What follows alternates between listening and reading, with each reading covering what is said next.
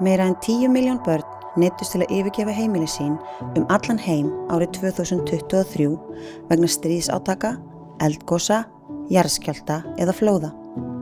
10 milljón börn á einu ári þýðir að 29.000 börn þurftu að yfirgefa heimilin sín á hverjum einasta degi allt árið. Ef svona mörg börn þyrftu að yfirgefa heimilin sín hér á Íslandi, þá tæki bara 2 daga þar til öll börn í grunnskólum landsins ættu hvergi heima og vissu jafnvel ekki í hvaða landi þau myndu enda. Það alltaf mjög erfitt fyrir börn að yfirgefa heimili sitt þegar maður vill það ekki. Ég held að fyrir alla krakka, þegar maður þarf að taka ákvörðun að fara á nýjan stað eða prófa eitthvað nýtt, fyrir sum börn er þetta rosa skemmtilegt. Það getur verið spenningur í maganum, maður er að flytja í nýtt land, maður er kannski fengast nýja vini. En fyrir börn sem eru á flótta, þá er þetta ekki spenningur. Fyrir börn sem eru á flótta, þá er það að þau þurfa að fara í burtu. Það er ekki vegna þess að þau velja að fara í burtu, heldur þau þurfa að fara í burtu.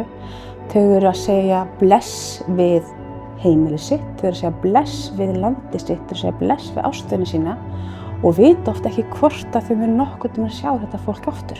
Þegar ég kom fyrst til Íslands, finnst bara smá leiðinlegt að því að það er bara aðra tungumál nema ég skil ekki á allir. Ég var líða mér illa að því ég var ekki með mamma og pabbi minn og systir minn. Ég var með mynd, ég bara horfa á hana, á mamma og pabbi minn. Ég skil ekki allt, en ég var að reyna að gå inn út, Það er bara nýja land, það er bara mikið fylg með nýju, Mjög kalt, rigning og rok. Ég var ekki þá veita þessa land og já, mér finnst líka kalt og rignt og allt bara.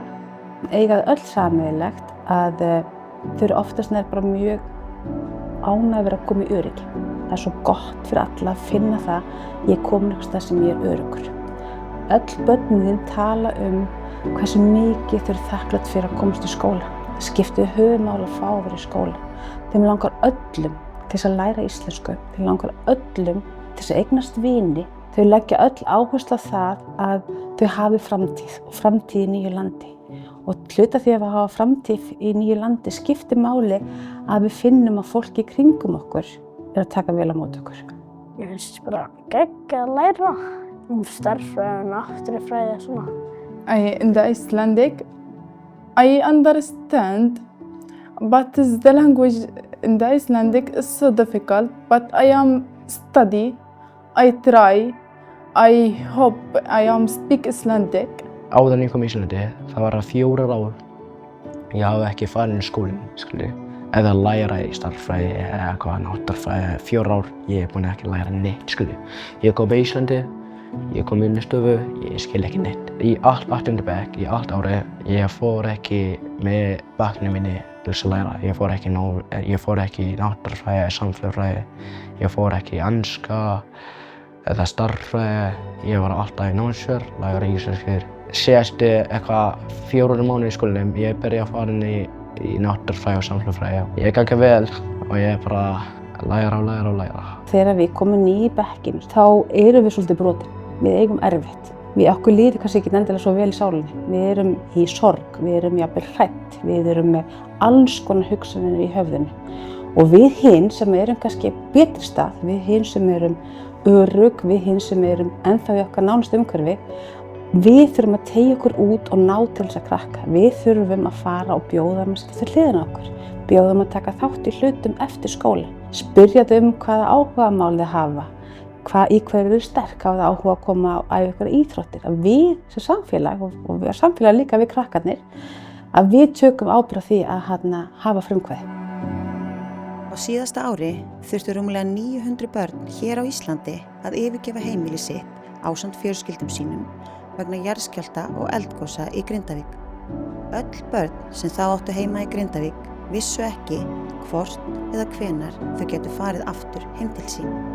Í dag, 1 ári seinna, hafa þau enn ekki farið aftur heim. Þetta ár er mjög erfitt. Frænka mín og frændi búa til dæmis á Egilsstöðum. Ég hitti þau aldrei og það er bara allir allt og ég var að fyrir nýtt körfuboltalið og með nýjum körfuboltafélögum og Það sem ég hugsaði myndi að pabbi myndi deyja. Út að hann var í slökkviliðinu og þurfti að rýma í Grindavík. ég trúði alltaf að ég gæti fara heim aftur en mamma var alltaf að segja mér að það væri ekkert að fara að gera strax. Þannig ég núna bara búin að flytja í Njarðvík og mér líður vel þar. En ég var alltaf til að fara heim aftur. Þegar maður að koma til landsins og eða jafnvel að flytja frá öðru sveitafélagi, þá þurfum við alltaf að finna fyrir því að við séum velkomin. Það skiptir rosalega miklu máli að við hin sem erum til staðar hugsum að þetta eru nýjir einstaklingar að koma. Þetta eru einstaklingar sem jafnvel hafa þurft að upplifa erfiða hluti, hafa sagt bless við sín heimkynni, bless við sitt dót, sína hluti og það að koma í nýtt samfélag, nýjan bekk, nýjan skóla skiptir móttaka okkar öllu máli. Maybe just you want to ask, how are you? When you ask me, I am talk. When you not ask me, I am not talk. Just can you ask, maybe I need help, but I don't speak Icelandic. Kannski hjálpa að læra, líka hjálpa að skilja sína skóli og meira tala með svarta fólk af því þetta er erfitt að skipta nýja land og kannski tala meira. Við sem samfélag þurfum alltaf að hugsa það að börn sem eru á flótta, það virkar heilinn aðeins öðruvísi í þeim heldur en í okkur. Það virkar öðruvísi vegna þess að við erum að upplifa ákveðið áfall.